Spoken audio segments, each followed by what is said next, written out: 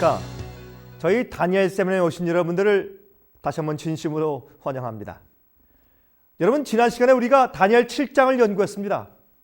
하나님께서는 이 세상의 역사를 동물들의 모양으로 만화처럼 그려서 우리에게 아주 흥미있게 예언하여 주신 사실을 같이 연구해 보았습니다. 여러분, 다니엘 2장보다 훨씬 더 자세했죠. 그렇죠? 다니엘 2장은 이방의 나라 바벨론의 왕인 느부갓네살 왕에게 준 것이고, 다니엘 7장의 예언은 선지자 다니엘에게 주신 것입니다. 그래서 다니엘 7장은 2장보다 훨씬 더 자세한 이제 세상의 역사에 대해서 우리가 지금 같이 살펴보았습니다. 특히 작은 뿔인 교황권의 세력과 활동에 대해서 그 예언은 정말 놀라운 것들을 우리에게 가르쳐 준 것을 배우게 되었습니다. 여러분, 하나님은 시작부터 마지막을 아시는 분이십니다. 하나님은 영원부터 영원까지 존재하시며 모든 일을 다 미리 아시는 분이십니다. 하나님만 예언하실 수 있는 분입니다. 가끔 점을 치는 사람들이 과거 얘기를 이야기해서 우리를 깜짝 놀라게 하지만은 그것은 악한 영도 과거 일은 알기 때문에 그러한 것입니다. 그러나 하나님만이 미래를 예언하시고 우리에게 알려줄 수가 있는 것입니다. 성경만이 미래를 말할 수 있는 것이죠. 오늘은 이제 이 다니엘 제8장을 연구할 차례입니다. 이 흥미진진한 내용들이 이곳에 들어있습니다. 여러분, 성경에는 심판에 대한 이야기가 많이 기록되어 있지 않습니까? 성경에는 구약도 그렇고 특별히 신약에서 이제 마지막 시대에 심판이 있을 것을 계속 말씀하고 있습니다. 그 심판은 하나님의 교회에서 먼저 시작할 것을 말하고 있습니다. 다시 말해서 빛을 먼저 받은 자에게 심판이 먼저 임한다는 뜻입니다.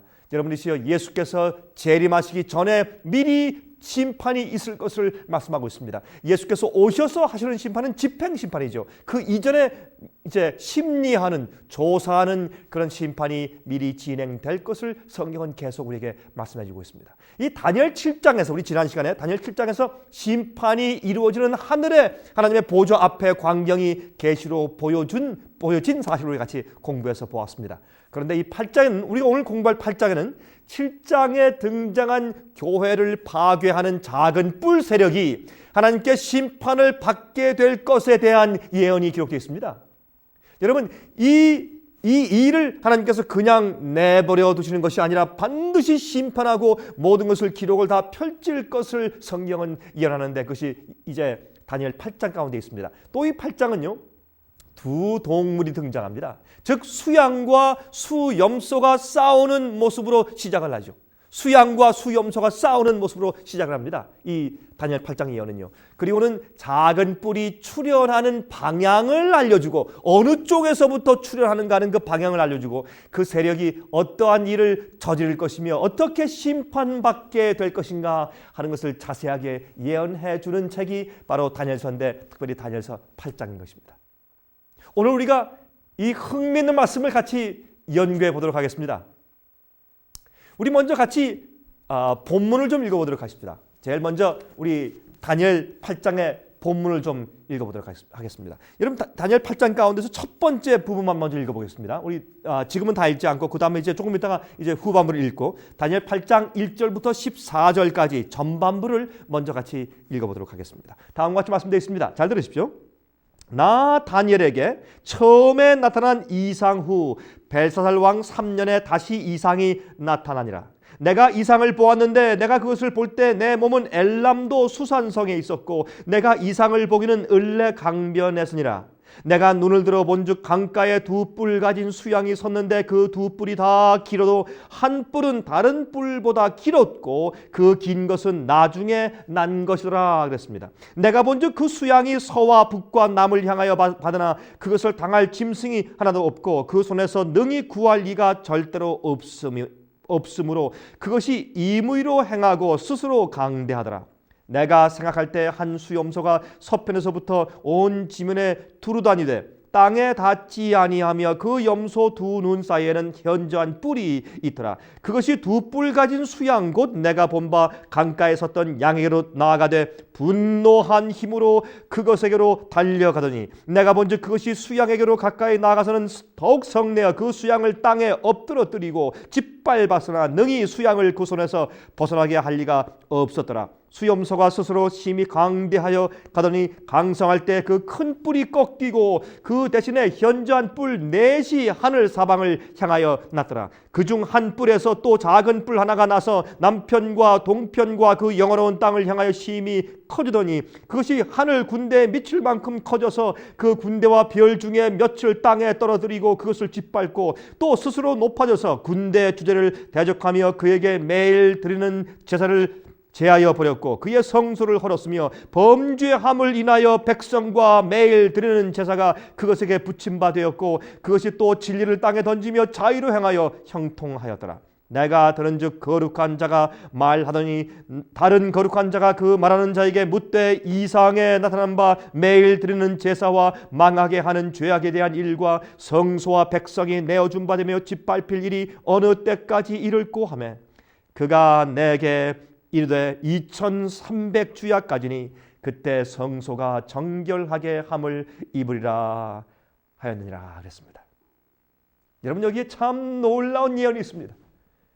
정말 이 안에 있는 내용은 얼마나 흥미롭고 놀라운지 모르겠습니다. 여러분 다니엘은요 벨사살 왕 3년에 이 계시를 보았다고 했습니다. 여러분 그 벨사살 왕은 바벨론 왕국이 멸망당할 때 있었던 마지막 왕이죠. 그렇죠? 느부갓네살 왕의 손자였습니다. 그런데 그가 이 벨사살 왕 3년에 이 계시를 볼 때 그가 어디에 있었느냐 하면 바벨론의 엘람도 성에 있었다고 했습니다. 엘람도 성은 이제 지방의 이름인데 마치 우리 한국에 말하면 충청도, 경기도 같은 그런 도를 말합니다. 바벨론의 한 도인 엘람도 성에 있었는데 거기에 수산성이 있습니다. 수산성. 수산성은 시입니다. 부산시, 대구시, 서울시, 인천시 하는 것처럼 그런 시인데 거기에 이제 엘람도에 있는 수산이라고 하는 성에 을레강변에서 있을 때 이 계시가 임했다고 했습니다. 여러분 이 을레강변은요, 이 을레강은 오히려 두 강을 연결시키고 있었던 운하 같은 것이었습니다. 운하였습니다. 사람이 판 그것은 코프라데스 강과 또 초아스파스 강을 이 코프라데스 강과 초아스파스 강을 연결시키는 두 강을 연결시키는 운하였습니다. 그 을레강가에서 이 다니엘이 서 있을 때 갑자기 하늘에서 계시가 그에게 임했다고 지금 말하는 것입니다. 그런데 그 계시를 보니까 제일 먼저 어떻게 해요? 두 뿔 가진 수양의 모습을 보았습니다. 두 뿔 가진 수양인데 한 뿔은 나중에 났는데 그 뿔이 먼저 난 뿔보다 더 길어요. 다시 말해서 한 뿔이 다른 한 뿔보다 더 길다고 말했습니다. 여러분 이것은 7장에서 한쪽 어깨를 들고 서 있었던 곰의 모습과 참 비슷해요. 이것은 여러분 이것은 메데와 페르시아 나라가 동맹한 그 연합국을 말하는 것인데 여러분 그것은 페르시아가 더 나중에 생겼지만은 원래 있던 메데보다 훨씬 더 강했습니다. 그래서 두 나라가 합병한 나라로 상징돼서 수양이 나오는데 수양에 두 뿔이 있는데 그 다음에 나온 뿔이 첫 번째 뿔보다 더 길었다라고 그렇게 설명을 해주고 있는 것입니다. 여러분 참 아주 얼마나 흥미있는 그런 말씀인지 모릅니다. 하나님께서 이렇게 만화처럼 그려서 우리에게 알기 쉽게 또 기억하기 쉽게 설명하시는 것을 우리가 보게 됩니다. 여러분 이 수양의 정체가 누구인지 추측할 필요가 없습니다. 여러분 천사 가브리엘이 이미 설명해 준 것을 우리가 볼 수 있습니다. 여러분 다니엘 8장 20절에 보면 다음과 같이 말씀했죠. 내가 본 바 두 뿔 가진 수양은 곧 메데와 바사 왕들이요 그랬어요. 그래서 이미 이 수양은 메데 페르시아 공동 연합국인 것을 우리가 알 수가 있습니다. 다니엘 7장에서는 그것이 이제 곰으로 상징됐지 않습니까? 두 번째 제국인. 여러분이 페르시아 나라는 고레스 왕 정치 때에 그 나라가 아주 강국이 되었습니다. 고레스 왕 때 페르시아는 굉장히 강국이었습니다. 이 페르시아가 더 강했습니다. 이 메데 나라보다 이 연합국인데 그 당시에 페르시아 나라가 사용한 국가의 상징 동물은 수양이었습니다.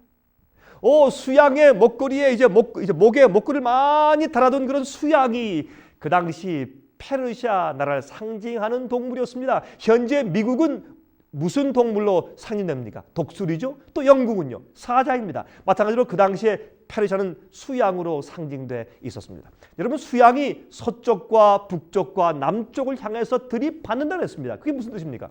여러분, 서쪽에 있는 바벨론과 메소포타미아 지방과 또 시리아를 정복했다는 뜻입니다. 또한 북쪽에 있는 알메니아 지방과 카스피아 해 근처에 있는 나라를 다 정복한 것을 상징하는 것입니다. 그리고 남쪽으로는 어딜요? 애굽과 팔레스타인과 리비아와 에티오피아 등등을 정복하는 모습을 그렇게 예언하고 표현하신 겁니다. 흥미있지 않습니까? 예, 수양이 말이죠. 서쪽을 받고 북쪽을 받고 또 남쪽을 받고 하는 이제 그런 식으로 표현되어 있습니다. 여러분, 이렇게 보고 있는 사이에, 이렇게 지금 다니엘이 그 짐승을 지금 보고 있는 사이에 다른 한 짐승이 등장합니다. 흥미있죠? 여러분, 그 다니엘 7장에서도 물에서 짐승이 하나씩 올라왔지 않습니까? 지금 이 을레 강변에서 두 짐승이 싸우는 것으로 지금 주님께서 여기 상징해 주신 것입니다.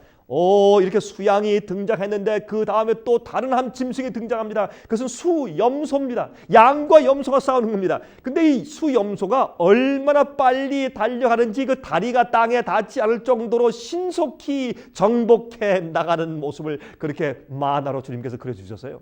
여러분, 7장에서는 그것이 표범으로 상징되어 있죠. 세 번째 나라의 표범으로 상징되어 있죠. 표범.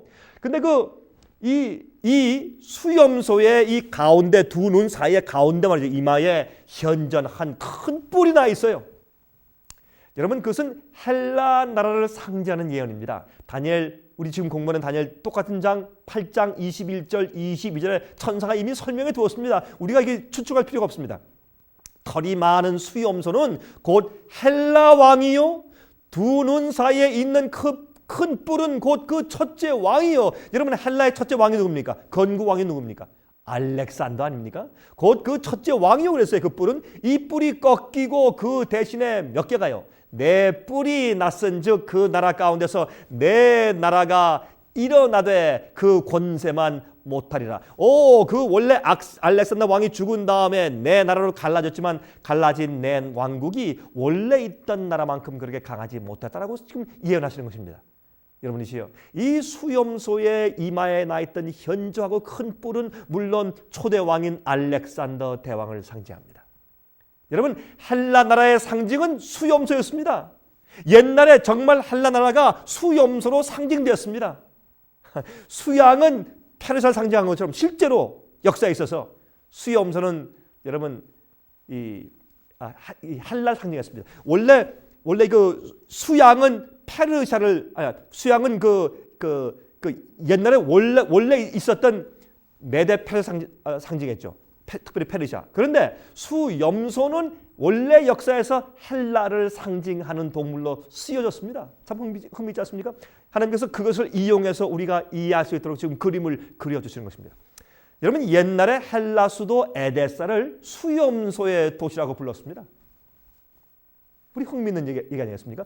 이 수염소가 수양을 짓밟고 그 뿔을 다 꺾고 지금 아주 정복하는 것입니다. 그래서 헬라가 페르시아 나라를 정복하고 세 번째 제국으로 부상하는 것을 이렇게 또 설명해 주신 것입니다. 왜 이런 것이 필요했을까요? 이렇게 세상 역사의 흐름을 설명하면서 어느 때 어디에서 어떻게 하나님의 교회와 진리를 반대하는 세력이 일어나는지를 우리에게 분명히 알게 해서 우리가 혼돈하지 않고 분명히 우리가 오류해서 우리 자신을 조심하고 교회를 보호하고 또한 교회를 공격하는 적그리스도의 세력이 무엇인지를 우리에게 알게 하시기 위해서 이렇게 길고 자세한 예언을 다니엘을 통해서 기록해 주신 것이라 그 말입니다. 그러나 오늘날 기독교회가 이 예언을 잊어버리고 엉뚱한 길로 가고 있는 것을 우리가 종종 보게 된다 그 말입니다. 여러분, 수염소의 큰 뿔이 꺾이고 그 대신에 현저한 네 뿔이 하늘 사방을 향해서 났다고 했습니다. 여러분, 얼마나 정확한 예언입니까? 가장 신속히 세상을 정복했던 나라인 이 헬라 나라, 그것을 상징하기 위해서 땅에 발이 닿지 않게 신속히 뛰어가는 수염소로 상징됐습니다. 여러분, 그 나라의 33살의 알렉산더 대왕이 인도의 간지스 강까지 가서 땅을 치면서 더 이상 내가 정복할 땅이 없다고 손을 들었다고 하는 것입니다. 얼마나 재미있습니까? 더 이상 내가 정복할 땅이 없다. 너무 신속히 나라들을 정복했기 때문에 세상 역사에서 가장 신속히 세상을 정복한 나라는 바로 헬라입니다. 그 알렉산더 대왕이 말이죠. 그가 돌아오는 길에 그만 길에서 술을 많이 마시고 놀다가 그만 요사에서 죽고 말았습니다. 근데 죽는 그 침대에 있어서 내 장군이 와서 말했습니다. 왕이시여, 왕이 세상을 다 정복해놓고 이렇게 돌아가시면 죽으면 누가 이 땅을 찾아겠습니까? 라고 말했을 때 그때 그 알렉산더 대왕이 죽으면서 한 유명한 말이 있죠. 강한 자가 먹어라. 그러고 죽었어요. 그래서 그 밑에 있던 내 장군이 서로 싸우면서 나중에 그 나라가 이 알렉산더 대왕이 정복한 이 헬라 나라가 정확하게 내 나라로 내 지역으로 갈라진 사실을 우리가 역사에서 정확하게 보는 것입니다. 얼마나 주의 말씀과 예언은 정확합니까? 그 내 나라가 내 장군들의 이름을 본따서 카산더, 리시마커스, 셀류커스, 탈러미 이렇게 네 나라로 갈라진 것을 우리가 세상 역사에서 보는 것입니다. 여러분, 이 카산더 장군은 서쪽 지방을 가졌습니다. 마게도니아 지방과 헬라 지방과 이태리 지방을 포함한 서쪽 지방을 차지했습니다. 또한 리시마커스 장군은 북부 지방을 차지했습니다. 소아시아 지방, 그 터키 지방과 그 좀 위에 있는 북부 지방을 차지했습니다. 또 셀류커스 왕국은 말이죠, 동부 지방을 차지했는데 그것은 바벨론과 페르시아 지방과 시리아 지방을 차지했습니다. 그다음에 이 탈러미 장군은 말이죠, 탈러미 왕국은 밑에 남부인데 팔레스타인 지방과 유대를 포함한 팔레스타인 지방과 애굽 지방을 차지한 사실을 우리가 역사에서 볼 수가 있는 것입니다. 여러분, 그 네 뿔 중에 한 뿔에서 작은 뿔이 나온다고 설명되어 있습니다. 그렇죠? 여러분 기억하십니까? 이 제일 먼저 알렉산더 대왕을 상징한 한 뿔이 꺾이면서 거기서 네 뿔이 나오죠. 여러분, 다시 말해서 헬라가 네 나라로 갈라지죠. 알렉산더 대왕이 죽은 다음에 그 네 나라로 갈라졌을 때 그 네 나라로 갈라진 한 지역에서 작은 뿔이 올라온다고 설명되어 있어요. 그가 남쪽과 동쪽과 영화로운 땅을 향해서 심히 커질 것이라고 설명하고 있다 그 말입니다. 여러분, 이것은 아주 흥미있는 얘기입니다. 잘 들어보십시오. 군대 주제인 예수님까지 공격을 하게 됩니다. 누가? 이 작은 뿔 세력이. 이 예언은 많은 그리스도인들과 지도자들이 혼돈하고 있는 문제입니다. 그래서 이 작은 뿔을 시리아의 왕 안티오코스 에피파네스였다고 자꾸 적용들을 하는 것입니다. 여러분, 우리 이 말씀을 잠깐 좀 살펴보도록 하십시다. 여러분, 안티오코스 에피파네스는 이 작은 뿔로 표현되고 또 예언된 말씀에 전혀 맞지 않습니다. 물론 억지로 하면 모르겠지만은, 여러분, 물론 이 안티오코스 에피파네스, 이 시리아의 왕은 말이죠, 시리아의 왕이었는데 그는 유대인들을 크게 핍박한 건 사실입니다. 돼지를 가지고 성소에서 제사 드리게 하고 또 올림피아 신을 섬기게 막 강요하고 그렇게 이제 핍박을 하고 괴롭혔습니다. 하지만 알렉산더 대왕보다 더 큰 세력을 가지지 못했습니다. 이 성경은 말하기를 이 작은 뿔 세력이 그 전 세력보다 훨씬 더 크게 성장했다고 했습니다. 알렉산더 대왕의 세력보다 훨씬 더 크게 성장해서 온 땅의 사방 나라들을 치는 역사적인 유일한 세력에 적용할 수 없는 적은 왕에 불과했습니다. 누가? 안티오코스 에피파네스는. 안티오코스 에피파네스는 말이죠, 이 작은 뿔이 어떤 일을 행할 것이라는 이 성경의 예언, 다니엘 8장의 예언에 맞추어서 그는 너무 적은 세력이었습니다. 이 예언에 맞지 않는 사람이었습니다. 여러분, 이 세력은 종교적인 세력이어야 합니다. 왜요? 그 내용을 보면 그 세력이 하나님을 대적해요.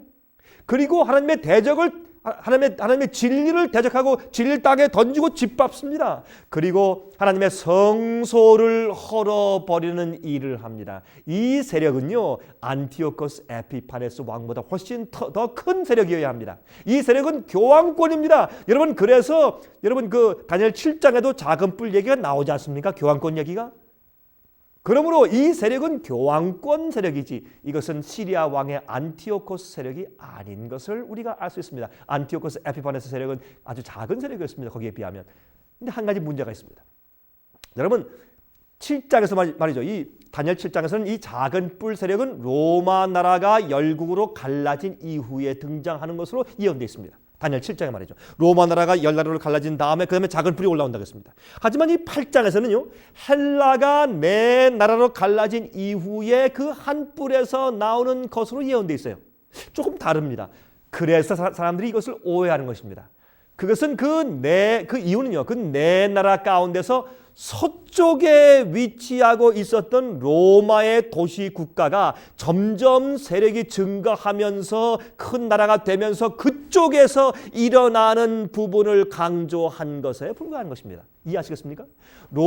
다니엘 7장에는 로마가 갈라진 그 시점에서 열나라가 된 다음에 올라오는 것으로 정확하게 역사적인 시점을 말했는데, 여기에서는 어느 방향에서 오는 것인가, 8장에서는 어느 방향에서 오는 것인가 하는 것을 강조하기 위해서 로마도 사실은 헬라 나라가 네 나라로 갈라진 한쪽 지역에서부터 도시국가가 서서히 커지면서 생긴 그런 국가이기 때문에 이제 어느 방향에서 오는 것인가 하는 것을 강조하고 설명한 것이 8장이에요. 그래서 마치 헬라 나라가 갈라진 다음에 네 나라, 네 지역에서 한쪽 지역인 서쪽 지역에서 오는 것으로 지역의 방향을 강조하기 위해서 그렇게 하신 것을 우리가 다니엘 8장에서 볼 수가 있습니다. 그리고 이 로마 제국에서 일어나는 로마 천주교 교황의 세력이 어느 방향에서 오는 세력인지를 보여주는 것입니다. 그렇죠? 여러분, 이 세력이 어딜 칩니까? 남편과 동편과 영화로운 땅을 친다 그랬어요. 이 세력은 어디에서 옵니까? 서쪽에서 오는 세력입니다. 그렇죠? 그러니까 동쪽을 치죠. 그렇죠? 영화로운 땅은 팔레스타인 땅이죠. 거길 치죠. 또 남쪽을 치죠. 그러면 어디서 옵니까? 그 세력이 서쪽에서 와야 합니다. 그 갈라진 네 나라 가운데 서쪽에서 와야 그 방향이 맞지 않습니까? 그 세력이 바로 이태리 쪽에서, 로마 쪽에서 오는 것인 것을 분명히 설명해 주기 위해서 그렇게 주님께서 표현해 주신 것이라고 말이에요. 여러분, 이 작은 뿔의 세력이 무슨 일을 하고 있습니까? 지금 하늘 군대들을 핍박하죠. 여러분, 천사들을 핍박한단 말입니까? 여러분, 그보다는 이 땅에 있는 참된 하나님의 일꾼들을 핍박한다 그 말입니다. 주님의 종들을. 그게 주님의 군대 아닙니까? 이 땅에 있는 하나님의 군대 아니에요. 복음의 군대, 진리의 군대. 그런데 이 작은 뿔 세력이 스스로 권위를 주장한다 그랬어요. 스스로. 여러분, 주님께서, 하나님께서 주신 권위가 아닌 스스로 가진 권위로 예수님까지 대적한다고 성경은 말하고 있는 것입니다. 이 예언이 얼마나 정확합니까? 이 세상 교회 안에 좌정한 지상의 하나님으로 군림하는 것입니다. 여러분, 그는 이 땅에서 스스로 자기에게 권세를 주어서 하나님으로, 지상의 하나님으로 군림합니다. 여러분이시여, 교황의 말은 교회에서 하나님의 음성처럼 듣지 않습니까? 교황의 시달하는 문서는 마치 성경의 권위를 가진 것처럼 받지 않습니까? 그것은 잘못된 것입니다. 그렇게 될 것이라고 성경은 예언했고, 그러한 사실이 이미 진행되는 것을 성경이 예언하고 있지 않습니까? 어떻게, 어디에서부터 와서 어느 방향에서 시작할 것을 성경이 지금 다니엘 8장에서 예언해주고 있다고 말합니다. 이 세력은 하나님의 계명을 바꾸고 죄를 용서하는 권세를 가지고 있다고 주장하는 적그리스도의 세력인 것입니다. 그래서 종교 개혁자들은 이것을 로마 교황청에 정확하게 적용해서 계속해서 이야기하고 가르쳤습니다. 종교 개혁자들이 죽은 다음에 후세들이 타협하기 시작했습니다. 그 놀라운 성의 예언을 잊어버렸습니다. 그러나 성경은 분명히 지금도 똑같은 말씀을 전하고 있습니다. 지난번 7장에서 작은 뿔의 세력인 교황권이 하나님의 진리를 어떻게 짓밟아 왔는지에 대해서 연구했습니다. 여러분, 혹시 잊어버리셨으면 우리 지난 7장의 연구를 다시 한번 보시기 바랍니다. 교황권이, 작은 뿔 세력이 무엇을, 어떤 일을 어떻게 했는지, 진리를 어떻게 던지며 어떻게 짓밟았는지 다시 한번 복습하시기 바랍니다. 여러분들이시여, 우리 다니엘 8장 11절과 13절을 다시 읽어보십시다. 이렇게 말씀되어 있죠? 다니엘 8장 11절부터 13절까지. 또 스스로 높아져서 군대의 주제를 대적하며 그에게 매일 드리는 제사를 제하여 버렸고, 그의 성소를 헐었으며 범죄함을 인하여 백성과 매일 드리는 제사가 그것에게 붙임바 되었고, 그것이 또 진리를 땅에 던지며 자유로 행하며 형통하였더라. 내가 들은즉 거룩한 자가 말하더니 다른 거룩한 자가 그 말하는 자에게 묻되, 이상에 나타난 바 매일 드리는 제사와 망하게 하는 죄악에 대한 일과 성소와 백성이 내어준 바 되며 짓밟힐 일이 어느 때까지 이를꼬 하매 그랬습니다. 이건 놀라운 예언입니다. 여러분, 7장에서는요, 작은 뿔 세력이 정치적으로 어떠한 일을 행할 것인가에 초점을 지금 맞추고 있습니다. 7장엔 이 작은 뿔 세력이 정치적으로 어떤 일을 할 것인가 하는 것을 초점 맞췄어요. 그런데 이 8장에서는 이 세력이, 이 작은 뿔 세력이 영적으로 교회 안에서 어떠한 일을 행할 것인가 하는 일에 그 초점을 맞추고 있는 것을 볼 수 있어요. 여러분, 그래서 7장에 등장하는 짐승들은요, 야수들이었습니다. 그렇죠? 사자, 곰, 표범, 또 이상한 무서운 용 같은 짐승, 야수들이었어요. 그런데 이 8장 예언에 등장하는 짐승들은 성소 제물로 사용하던 짐승들입니다. 염소와 양, 그렇죠? 성소 제물입니다. 그래서 이 하나님의 교회와 그 안에 진리와 연관된 사건들을 다루는 것이라는 표상으로 이렇게 이 수양과 그 수염소를 사용하시는 것입니다. 여러분, 교회 안에서 일어나고 있는 역사들입니다. 교황권이 한 일을 말하는 것입니다. 하나님을 대적하는 일로 다음의 일들을 했다고 말하는 것입니다. 첫 번째, 진리를 땅에 어떻게 해요? 던져서 짓밟습니다. 영혼 불멸설을 들여오고, 영혼이 사람이 죽으면 그 영혼이 영원히 죽지 않고 존재한다. 하늘 가고 이미 천당 갔다. 이런 영혼 불멸설을 들여오고, 이건 이교의 가르침이지 성경 가르침이 아닙니다. 영혼이 타는 지옥설을 이교에서 들여왔습니다. 여러분, 영혼이 지글지글 탄 불, 영혼이 죽지 못하고 영혼이 지글지글 탄다. 이것은 이교의 가르침이고 이교신의 그 심판이지 우리의 하나님의 심판 얘기가 아닙니다. 성경엔 그런 말씀이 없습니다. 그런 표현이 있지만 그건 잘못된 이해입니다. 한번 불이 내려와서 악인들 태워서 소멸해서 없앤다고 성경은 말하고 있는 것입니다. 영혼이 지글지글 태워서 죽지도 못하게 하고 영혼 동안 지글지글 타며 고통당하는 것을 보게 하는 하나님은 그런 분이 아니십니다. 여러분이시요. 또한 성경에도 없는 연옥소를, 연옥이 어디 있습니까? 성경에 없는 얘기입니다. 연옥소를 들여와서 많은 사람들이 연옥에 가서 타서 정결케 낸 다음에 고통을 많이 수백 년 동안 수십 년 동안 탄 다음에 나중에 천당을 간다. 잘못된 이교의 가르침을 들여왔습니다. 여러분, 이렇게 사람들이 두려워서 하나님을 믿게 만드는 것입니다. 또한 신부 제도를 들여와서 예수께 직접 나아가는 것이 아니라 사람에게 가서 죄를 고하고 고해 성사하게 만드는 것입니다. 잘못된 가르침이죠. 성경 말씀보다 교회의 권위와 전통을 더 높이는 일들을 들여왔습니다. 성지 순례와 행함으로 공로를 쌓게 하는 등 잘못된 복음과 가르침을 교회에 들여온 사실을 우리가 보는 것입니다. 이렇게 진리를 땅에 던져서 짓밟는다고 성경은 지금 예언했습니다. 여러분, 예수께서 하늘에서 진행 중에 계신, 지금 하고 계신 하늘의 중요한 성소 봉사 사업에 대해서 주님께서 하늘에서 지금 무슨 일을 우리 구원을 위해서 하고 계신가, 거기에 대해서 중점을 갖지 아니하고 그런 하늘 성소 봉사 사업에 대한 가르침을 짓밟아 버렸습니다. 어떻게 해요? 땅에 보이는 큰 교회를 만들고 거기에 사제 제도를 만들어서 인간에게 가도록 만들어서 하나님께서 하시는 일을 잘 알지 못하게 만들어 버렸습니다. 이것이 바로 적그리스도의 세력입니다. 이러한 예언에 해당하는 세력은 지구 역사에서 한 가지 세력밖에 없습니다. 그것은 교황권입니다. 이 예언에 적용되는 세력은 지구 역사에서 한 가지 세력밖에 없는 것입니다. 그래서 이 한 거룩한 자가, 가브리엘이 다른 거룩한 자에게 예수님께 지금 질문하는 것입니다. 여러분, 지금 가브리엘 천사가 다니엘 옆에 서서 지금 다니엘에게 이 계시를 주면서 설명해 주고 있는데, 지금 이 가브리엘 천사 자신도 마음 가운데 지금 질문이 생겼습니다. 예수님, 잠깐만 기다려 보십시다. 아니, 제가 지금 제 마음 가운데 질문이 생겼습니다. 아니, 주님께서 앞으로 이 땅에 가셔서 위에서 십자가 돌아가시고 생명을 주신 그 교회, 그 귀한 진리를 간직한 그 유일한 교회가 이 세력에 의해서, 이 작은 뿔 세력에 의해서 이렇게 처참히 고통당하고 이렇게 처참히 무너지고 진리가 땅에 떨어지고 짓밟히는데 언제까지 주님 가만히 놓아두실 작정입니까? 주님이시여, 언제까지? 왜 이렇게 가만 놓아두십니까? 주님이시여 라고 묻는 것입니다. 그때 아마 다니엘이 그 얘기를 듣다가 그 옆에서 고개를 끄덕끄덕 했겠죠. 그때 예수님께서 다니엘에게 대답하십니다. 그 다니엘이 바로 그 질문을 한 거룩한 자가 다른 거룩한 자에게, 다시 말해서 가브리엘 천사가 예수님께 지금 질문한 사실을 예수께서 답변하시는 것이 다니엘 8장 14절 이야기입니다. 여러분, 다니엘 8장 14절을 말합니다. 그가 내게 이르되 2300주야까지니 그때의 성소가 정결하게 함을 입으리라 하였느니라 그랬습니다. 여러분, 이게 무슨 뜻일까요? 아주 중요한 얘기입니다. 틀림이 없습니다. 아주 중요한 얘기입니다. 성소가 정결케 될 것이라고요. 성소가 영어로 말하기를, 영어로 Revised Standard Version에 이렇게 적혔습니다. And he said to him, for 2300 evenings and mornings, then the sanctuary shall be restored to its rightful state. 그랬습니다. 그게 무슨 말입니까? 원래 있던 원래 상태로 성소가 회복될 것이다. 언제? 2300주야가 지나면 그런 말입니다.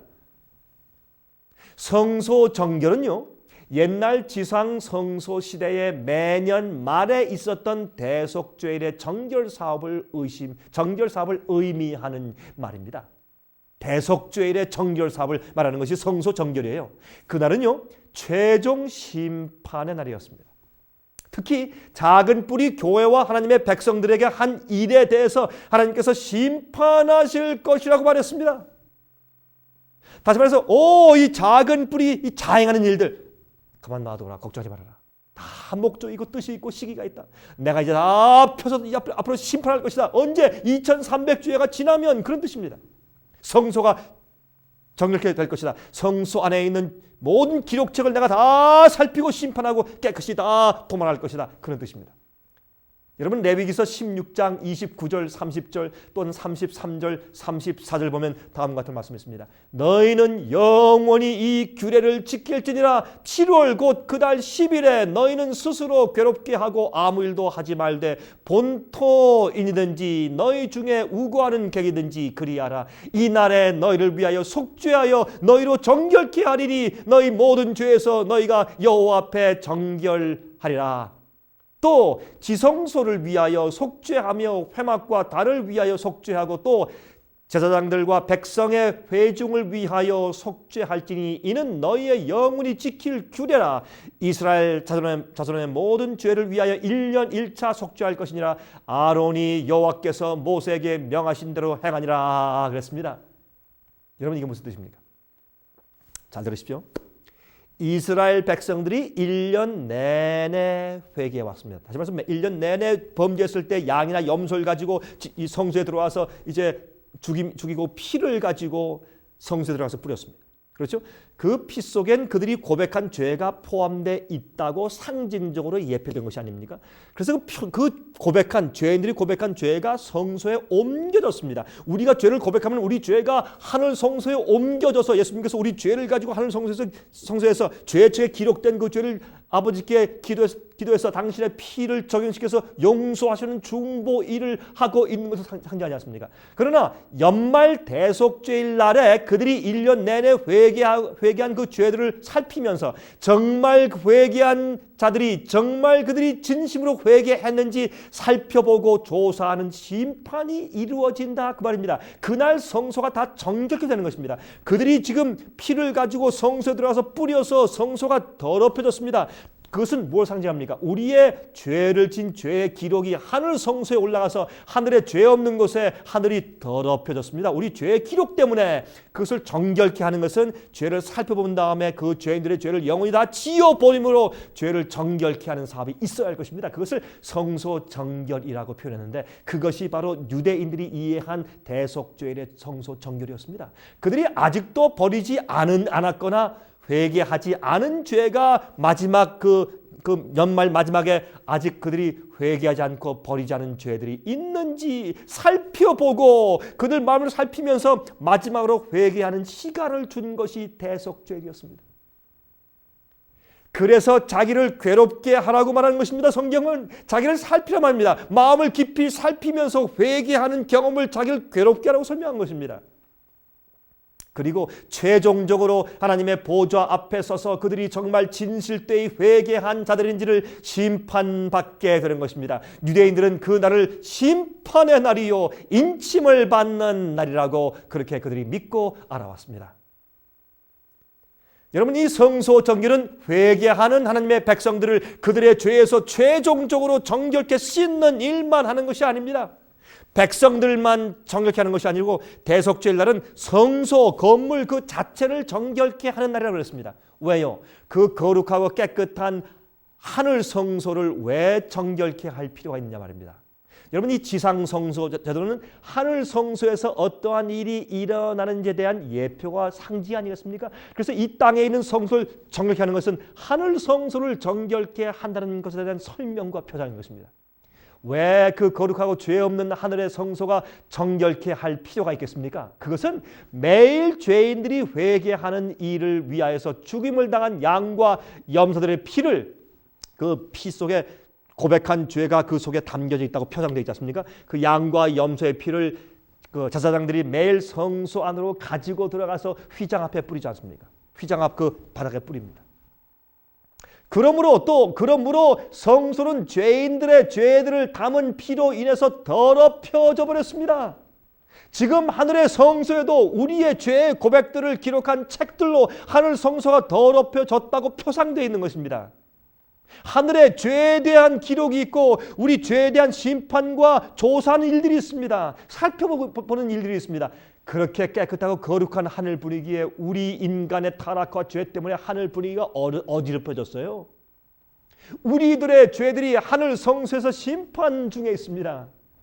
심판이 없이는 아무도 구원에 들어갈 수가 없습니다. 성경은 말하고 있습니다. 하나님께서는 우리를 구원하시기 전에 온 우주 앞에 우리가 구원 얻기에 합당하다는 사실을 증명하여 보여주셔야 합니다. 그게 합당하지 않습니까? 죄의 반역은요, 마귀의 고소가 잘못되었다는 사실이 증명된 후에야 끝날 것입니다. 적당히 구원하시지 않습니다. 여러분, 그건 잘못 생각하는 것입니다. 고소하는 마귀의 눈이 있습니다. 적당히 구원하시지 않습니다. 하나님은 합리적인 분이십니다. 공의로우신 분이십니다. 하나님의 심판은 언제나 공평하고 공개적입니다. 몰래 비밀리 안 하세요. 무조건 쓱싹하지 않으세요. 그러므로 주님께서 여러분과 저를, 우리를 회개시키시고 또한 우리들을 위하여 중보하시고 또한 호소하시고 성령을 주시고 또한 하늘에서 좀 참아주자고 호소하신 다음에 우리가 회개하여 정말 정결케 될 때까지 시간을 연장해 주시고 있지 않습니까? 얼마나 주님의 은혜 감사합니까? 또한 우리에게 빛을 주시고 성령으로 감동케 하여서 회개케 하시려고 애쓰시면서 지금 역사하시는 것입니다. 하늘 성소에서. 그 후에 우리가 변화되었기 때문에 영원히 살 자격이 있다는 사실을 우주 앞에 공개하시는 것입니다. 여러분 제 말을 이해하십니까? 우리가 이제 영원히 살 자격이 있다고 우리 책을 펴서 자 봐라, 이 사람들이 진심으로 회개했고 죄를 버리지 않았느냐, 자 이제 날 순종한 사람으로 변화되었다, 자 이 사람들은 영원히 살 자격이 있어 라고 마귀와 우주 앞에 다 공개하신 다음에 주님께서 고난을 가지시고 인간을 구원하시는 것입니다. 그저 슬쩍 구원하실 수가 없습니다. 여러분, 하나님의 법을 어긴 인류를 하늘에서 내어 쫓으실 때는 언제이고, 아니 언제는 그럼 변화되지 않고 순종하지 않는 자들을 그냥 슬쩍 구원해 가신다면 이치에 맞지 않는 얘기입니다. 여러분, 주님의 명령에 불순종한 자들은 죽을 수밖에 없게 된 것처럼 주의 말씀에 순종한 품성을 가진 자, 죄의 정결을 받은 자들만이 영원히 구원받아 살 수가 있는 것이 합당한 구원에 대한 얘기가 아니겠습니까, 여러분? 이러한 성소를 정결케 하시는 사업, 즉 심판하시는 사업을 하실 테니까 절대 염려하지 말아라. 모든 것을 만천하에 드러낼 때가 이제 곧 온다라고 말씀하시는 것이 다니엘 8장 14절에 2300주야까지니 그때 내가 성소를 정결케 한다라고 말씀하시는 것입니다. 그때 심판이 시작된다라고 하는 것입니다. 이 세상 모든 역사의 일들이 드러나는 것입니다. 특별히 작은 뿔의 세력이 하늘 성소와 교회와 진리를 더럽힌 일들을 다 드러내어서 심판하실 것이라고 말하는 것입니다. 2300주야까지니 그때 후에 그때의 성소가 정결케 될 것이라고 말했습니다. 혹 심판 사업이 시작될 것이라고 말합니다. 모든 기록을 전부 살피시고 기록을 도말하시고 지우시고 끝내신단 말입니다. 그러면 그것이 언제부터 시작될 것인가? 2300주야가 지난 다음에 언제부터 그러면 모든 인류들을 죽은 자들에게서부터 산자에 이르기까지 그 책들을 펴시며 심판하실까요? 2300주야 지난 다음부터 언제부터 그것을 계산해야 합니까? 이 흥미있는 예언이요, 이 흥미있는 시간에 대한 예언은 성경에는 가장 긴 기간의 예언인데 이 예언은 다음 시간 9장을 연구할 때 같이 공부해 보도록 하겠습니다. 여러분들이 지금 마귀 앞에서 의인들을 하늘로 데려가실 수 있는 이유를 증거해 보이신 다음에, 자 그러므로 마귀야 내가 이들을 구원할 수 있지 않느냐라고 설명하시는 것입니다. 우주 앞에서, 천사들 앞에서. 다니엘 7장 9절 10절에 말씀하십니다. 내가 보았는데 왕좌가 놓이고 옛적부터 항상 계시니가 좌정하셨는데 그 옷은 희기가 눈 같고 그 머리털은 깨끗한 양의 털 같고 그 보좌는 불꽃이요 그 바퀴는 붙는 불이며 불이 강처럼 흘러 그 앞에서 나오며 그에게 수종하는 자는 천천히요 그 앞에 시위한 자는 만만이며 심판을 베푸는데 책들이 펴 놓였다라고 말했지 않습니까? 여러분 책들이 펴놓여 있습니다. 무엇입니까? 생명책과 죄의 책이 펴놓여 있습니다. 여러분 7장에서 심판의 장면에서 책들이 펴놓여 있고 기록을 살피는 것이 심판인 것을 이미 설명해 두었지 않습니까? 다니엘 8장에서 그것이 언제 시작될 것을 말씀하고 있는 것입니다. 지금 다니엘 8장 15절부터 27절 읽겠습니다. 자, 후반부입니다. 다니엘 8장 15절부터 27절까지 제가 읽겠습니다. 우리 한번 보십시다. 참 흥미있습니다. 나 다니엘이 이 이상을 보고 그 뜻을 알고자 할 때 사람 모양 같은 것이 내 앞에 섰고 내가 들은즉 을레강 두 언덕 사이에서 사람의 목소리가 있어 외쳐 가로되 가브리엘아 이 이상을 이 사람에게 깨닫게 하라 하더니 그가 나의 선 곳으로 나왔는데 그 나올 때 내가 두려워서 얼굴을 땅에 대고 엎드림에 그가 내게 이르되 인자야 깨달아 알라 이 이상은 정한 때 끝에 관한 것이니라. 그가 내게 말할 때 내가 얼굴을 땅에 대고 엎드리어 깊이 잠들매 그가 나를 어루만져서 일으켜 세우며 가로되 진노하시는 때가 마친 후에 될 일을 내가 내게 알게 하리니 이 이상은 정한 때 끝에 관한 이름이니라. 내가 본 바 두 뿔 가진 수양은 곧 메대와 바사 왕들이요 털이 많은 수염소는 곧 헬라 왕이요 두 눈 사이에 있는 큰 뿔은 곧 첫째 왕이요 이 뿔이 꺾이고 그 대신에 네 뿔이 났은즉 그 나라 가운데서 네 나라가 일어나되 그 권세만 못하리라. 이 네 나라 마지막 때 패역자들이 가득할 즈음에 한 왕이 일어나리니 그 얼굴은 장엄하며 괴휼에 능하며 그 권세가 강할 것이나 자기의 힘으로 말미암은 것이 아니며 그가 장차 비상하게 파괴를 행하고 자의로 행하여 형통하며 강한 자들과 거룩한 백성을 멸하리라. 그가 꾀를 베풀어 제 손으로 괴를 이루고 마음에 스스로 큰 채하며 또 평화한 때에 많은 무리를 멸하며 또 스스로 서서 만왕의 왕을 대적할 것이나 그가 사람의 손을 말미암지 않고 깨어지리라. 여러분이 이 교황권에 대한 이야기를 참 자세하게 예언하셨죠. 이미 말한 바 주야에 대한 이상이 무슨 주야요? 2300주야에 대한 이상이 확실하니 너는 그 이상을 간수하라. 이는 여러 날 후의 일임이니라. 마지막 시대에 있을 사건이라고 말입니다. 다니엘 땐 잘 몰라요. 이에 나 다니엘이 혼전하여 기절했단 말입니다. 수일을 앓다가 일어나서 왕의 일을 보았느니라. 내가 그 이상을 인하여 놀랐고 그 뜻을 깨닫는 사람도 없었느니라 그랬습니다. 이 예언은 다니엘 8장 예언은 다니엘 시대에 이해할 수가 없었습니다. 그는 이 계시를 받고 너무 중요한 것을 이해했지만 그가 이해하지 못했을 때 그만 까무라쳐서 기절해버렸습니다. 하나님께서 가브리엘 천사에게 다시 말해서 사탄 루스벨이 타락한 이후에 천사장이 된 가브리엘 천사에게 다니엘에게 이 계시를 깨달아 알도록 도와주라고 지시하십니다. 가브리엘 천사를 보고 죽은 듯이 되어버렸습니다. 다니엘 천사가 그 영광을 보고. 여러분 예수께서 오실 때 천천만만의 천사들의 영광을 가지고 오신다고 했습니다. 그때 여러분 어떻게 그 영광 앞에 우리가 서겠습니까? 가브리엘 천사 하나의 영광 앞에서 다니엘이 죽은 듯이 됐는데 천천만마의 천사의 영광으로 예수께서 오실 때 우리가 그 앞에 거룩하지 않은 채로 어떻게 서겠습니까? 죄를 회개하지 않은 채로 어떻게 서겠습니까? 깨끗한 양심과 품성을 가지지 않고 어떻게 설 수 있겠습니까? 이 일은 장래의 정한 때의 끝에 관한 일이라고 설명했습니다. 무슨 일이? 2300주야에 대한 계시가 장래에 대한 일이기 때문에 넌 지금 이해하지 못한다고 했습니다. 이것은 작은 뿔에 대한 예언입니다. 교황권의 활동을 다시 강조하시는 것입니다. 아까 읽었죠? 교황권의 이 작은 뿔 세력은 언제까지? 마지막에 주님께서 오셔서 그를 어떻게 멸망시킬 때까지 세상 끝날까지 계속된다고 말하는 것입니다. 계속될 것이라고 말하는 것입니다. 긴 기간 동안에 이것은 안티오코스 에피파네스에 적용될 수가 없는 것입니다. 안티오코스 에피파네스는 짧은 기간 동안에 유대 땅을 괴롭히다가 그는 죽고 말았습니다. 성경은 말하기를 그가 어떻게 해요? 마지막 시대까지 마지막 때까지 가며 마지막 때 주님께서 오셔서 그를 멸망시킴으로 끝낸다고 성경 예언을 말하고 있어요. 여러분 데살로니가 후서 2장 2절부터 15절의 말씀을 읽어볼까요? 이렇게 말씀되어 있습니다. 여러분 데살로니가 후서를 좀 찾아보겠습니다. 이게 참 아주 흥미있는 말씀이 있어요. 여러분 이 성경의 말이죠.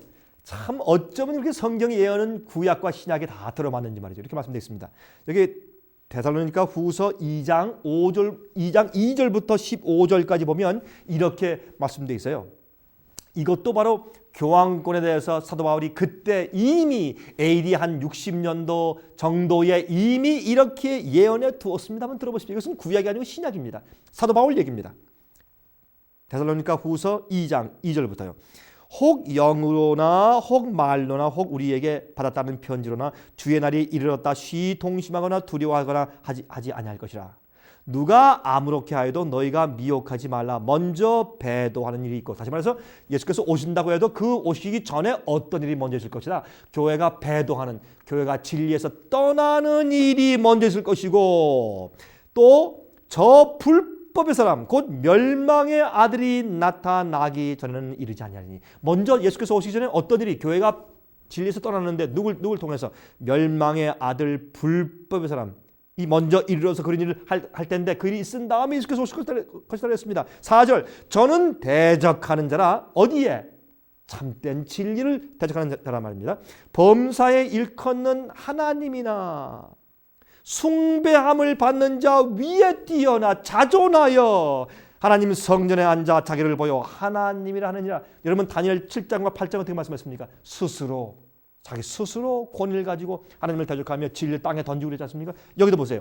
스스로 자존하여 하나님 성전에 앉아서 자기를 보여 하나님이라 하느니라 그랬습니다. 내가 너희와 함께 있을 때 이 일을 너에게 말한 것을 기억하지 못하느냐? 저로 하여금 저의 때에 나타나게 하여 막는 것을 지금도 너희가 나니 불법의 비밀이 이미 활동하였으나 그가 지금 막는 자가 있어 그 중에서 옮길 때까지 하리라. 다시 말해서 그때부터 이미 교황권의 정신이 교회에 스며들기 시작했지만, 그러나 이제 교회가 더 발전하기 위해서 주님께서 계속 막으셨다 그 말입니다. 보세요. 8절, 그때 불법한 자가 나타나리니 주 예수께서 그 입의 기운으로 저를 죽이시고 강림하여 나타나심으로 패하시리라. 이것도 어떻게 해요? 말세까지 세력이 계속, 작은 불 세력이 말세까지 계속 갈 것인데 예수께서 오심으로 그 세력을 파괴할 때까지 갈 것이라고 성경은 여기 신약에도 바울이 예언했지 않습니까? 보세요. 악한 자의 이 마음은 사탄의 역사를 따라 모든 능력과 표적과 거짓 기적과 불의의 모든 속임으로 멸망하는 자들에게 이 말이니 이는 저희가 진리의 사랑을 받지 아니하여 구원함을 얻지 못함이니라. 자 보세요. 여러분, 우리가 믿어하는 것은 눈에 보이는 기적이 아닙니다. 눈에 보이는 현상이 아니에요. 교회 권위가 아니고 멋있는 것이 아닙니다. 우리가 진리를 가지고 성경 말씀만 가지고 믿어야 합니다. 거기에 우리 믿음의 기초를 두어야 할 것입니다. 기적이 아닙니다. 많은 기적과 표적과 거짓 기적과 모든 능력 있는 행위에 불의의 속임이 있다고 그랬습니다. 그런 자들은 멸망하는 자들에게 임한다 그랬어요. 이는 저희가 진리의 사랑을 받지 아니하여 구원함을 얻지 못하기 때문입니다. 이러므로 하나님이 유혹을 저희 가운데 역사하게 하사 거짓 것을 믿게 하심은 진리를 믿지 않고 불의를 쫓아하는 모든 자로 심판을 받게 하려 하십니다. 거짓을 믿는 것은 마음 가운데 진리를 모르는 것이 드러나는 것입니다. 진리를 연구하십시오. 예언을 올바로 보십시오. 성령을 매일 연구하시고 성령을 받으십시오. 오늘날 이 세상의 거짓 가르침이 교회에 판을 치고 있습니다. 여러분, 이 세력이 교회 안에 앉아 자기를 하나님이라고 부른다고 했어요. 옛날부터 주신 주님의 참된 교리에서 움직이지 말라고 바울은 얘기했습니다. 내가 너에게 가르친 진리에서 움직이지 말라. 여러분, 하늘에서 심판이 진행 중입니다. 하늘은 우리의 생애를 지켜보고 있습니다. 여러분은 어떠한 생활을 살고 있습니까? 예수님이 여러분 마음 가운데 계십니까? 마귀가 고소할 때 주님께서 우리를 위해서 어떠한 변호를 하실 수가 있을까요? 이 세상에 잘못된 가르침이 많이 있습니다. 그래서 구원에 대한 이해가 잘못되어서 사람들이 엉터리로 믿는 사람들이 많고 엉터리 복음이 많이 있어요.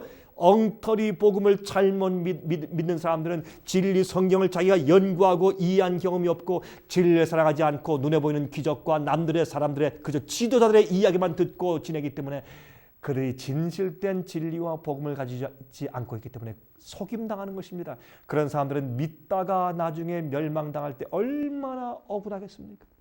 성경대로 믿어야 합니다. 주님께서 구원하시는 방법대로 믿어야 합니다. 주님께서는 거짓말 하실 수가 없습니다. 진심으로 회개한 자는 죄를 버리고 죄를 승리하게 되어 있습니다. 주께서 마음 가운데 거하시고 성령이 거하시는 자는 거룩한 열매를 맺게 되어 있고 주의 계명을 순종하게 되어 있습니다. 여러분이시여, 주님께서 여러분을 심판하실 때, 마귀와 온 천사 앞에서, 우주 앞에서 공개 심판하실 때, 이 죄인이 이렇게 나를 믿고 내 피를 믿고 회개하고 이렇게 정결케 되었으니, 이렇게 날 순종한 자로 변화되었으니까 내가 이를 데리고 가서 영원히 살게 하겠다. 그렇게 주님께서 우리를 위해서 변호하실 수가 있으실까요? 우리의 삶의 생애가 아직도 세상의 죄를 사랑하고 하나님의 법을, 계명을 어기는 삶을 살고 있을 때 주님께서 어떻게 우리를 위해서 변호하실 수가 있겠습니까? 어떻게 주님께서 우리를 위해서 변호할 수 있겠습니까? 성소의 정결 사업이 지금 진행 중에 있습니다. 성소 정결을 할 때 우리 마음의 성전의 정결 사업이 동시에 필요합니다. 하나님은 강요하시는 분이 아니십니다. 주님께서는 강요하시는 분이 아니십니다. 하늘 성소를 정결케 하시고 우리의 죄의 기록을 주님께서 이제 살펴보실 때 우리 마음속에는 죄가 전부 다 회개되고 버려졌는지 주님께서 살피시는 것입니다. 그때 여러분이 정말 협력하실까요? 주님의 사업에 협력하시기 바랍니다. 주의 성령을 받으시기 바랍니다. 그럼 제가 이 9장을 공부할 때 다음 시간에 다시 뵙겠습니다. 그때까지 주님의 성령의 은혜와 주님의 능력이 여러분과 함께 하시기 바랍니다. 여러분들도 승리할 수가 있습니다. 제가 다음 시간 뵙겠습니다. 안녕히 계십시오. 은혜 많이 받으셨습니까? 생애의 빛은 각종 미디어, 즉 출판물, 텔레비전, DVD, CD, 그리고 웹사이트를 통하여 복음을 전하는 미디어 선교 기관입니다. 생애의 빛 선교 사업에 대해서 좀 더 자세하게 알기 원하시는 분들은 웹사이트 www.sostv.net를 방문하시기 바랍니다. 생애의 빛 웹사이트에는 지금까지 나온 모든 월간지와 DVD, 텔레비전 방송물들을 누구나 무료로 보실 수 있도록 준비되어 있습니다. 지금까지 소개해드린 생애의 빛 선교 교재 중에서 원하시는 책자나 DVD가 있으시면 무료 전화 1-877-704-1004번 1-877-704-1004번으로 신청하여 주시기 바랍니다. 미국 동부 시간으로 월요일부터 금요일까지 9시에서 5시 사이에 전화해 주시면 감사하겠습니다. 그럼 다음 시간까지 안녕히 계십시오.